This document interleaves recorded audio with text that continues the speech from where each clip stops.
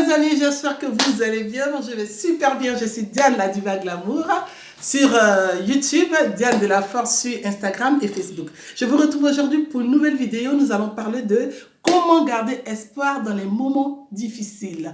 Ok, alors, ce qui est important, c'est que nous sommes dans les moments difficiles. Depuis bientôt un mois, nous sommes confinés chez nous avec la famille et c'est très difficile de vaquer à nos occupations et ça rend nerveux, fou et parfois plus que mal en fait. Aujourd'hui où je vous parle, il y a certaines personnes qui pensent que ils sont plus atteints que certaines personnes. Mais je vous dis non, c'est faux. Si tu es chez toi aujourd'hui, que toi encore tu as la chance d'être confiné avec ta famille, quelque part on dit malheur est bon à quelque chose, malheur est bon. Pour une situation de la vie, tu te retrouves aujourd'hui à tête avec ta famille, ce qui n'est pas facile ici. Donc, je pense que c'est très important d'utiliser ce temps-là pour faire des choses, de changer la conscience pour avancer dans la vie. Si tu te plains parce que tu es confiné chez toi, alors que durant ceux qui sont couchés aujourd'hui à l'hôpital, qui sont en attente de réanimation, certaines personnes sont en train de partir en ce moment. Et alors toi, sois heureux et rends gloire à Dieu parce que tu es encore à vie. Alors, ce que j'aimerais dire, pour moi, comment garder espoir est un thème très intéressant parce que dans la vie, quelle que soit la situation, quel que soit tout ce que tu rencontres dans la vie, il faut toujours garder espoir. La vie ne te fera pas cadeau, mais toi aussi, apprends à ne pas faire cadeau à la vie tout en gardant un espoir quelque part. Et dis-toi que, quelles que soient les difficultés, ton jardin d'Éden sera et deviendra et tu en profiteras un jour. Alors, le Covid-19 est une mauvaise actualité pour nous, mais aujourd'hui, nous nous retrouvons en face de nous-mêmes. Alors, pour garder espoir pour moi, mes chers frères, mes chères sœurs, il faut déjà apprendre à garder son rythme d'hier,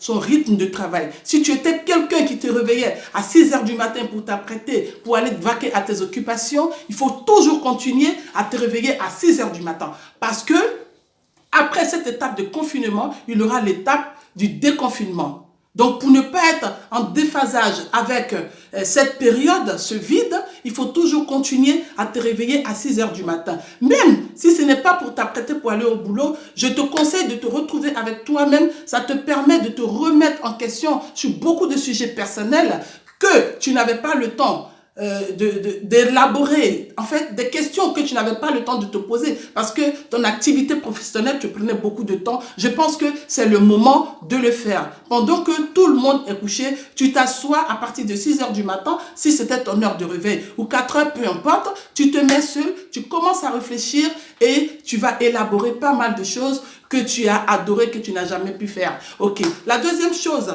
si vous êtes marié, monsieur et vous, surtout, s'il vous plaît, évitez le silence dans le couple parce que c'est très dangereux pour ces moments-là. C'est ce qui apporte la violence conjugale. Pendant que je vous parle, je vais faire une petite divergence. Aujourd'hui, à la télé, on annonce que depuis ce moment que nous vivons, il y a beaucoup de violence conjugale, la violence faite aux femmes. Mais cela n'a pas lieu d'être. Je pense que c'est dû au fait qu'il n'y a pas de communication. Donc la nervosité s'installe. Alors pour garder espoir dans la vie, il faut communiquer avec monsieur et madame. Vous pouvez échanger sur plusieurs sujets, des choses intéressantes, des choses que vous aurez pu faire, des problèmes que vous avez eus, que vous n'avez jamais élucidés. Je pense que c'est très important. La troisième chose, ce qui est très important pour nos petits loulous, c'est le sujet enfant. Alors, si vous avez des enfants, n'oubliez pas de faire des activités avec eux. Le moteur de recherche Google est un très bon moteur où vous pouvez retrouver plein de choses. Vous avez juste à taper ce que vous voulez, l'activité que vous voulez faire avec vos enfants. Vous avez juste à taper et vous avez plusieurs activités et vous trouverez plein de réponses à vos questions.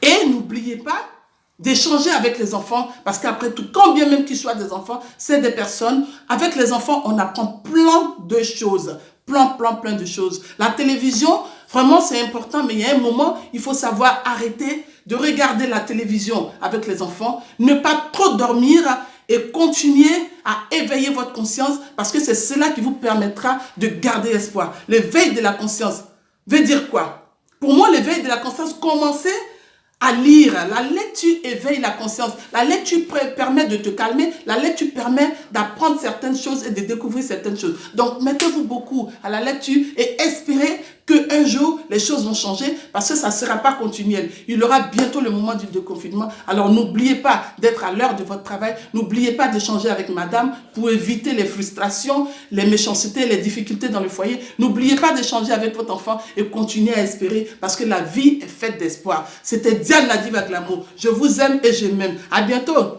Bye.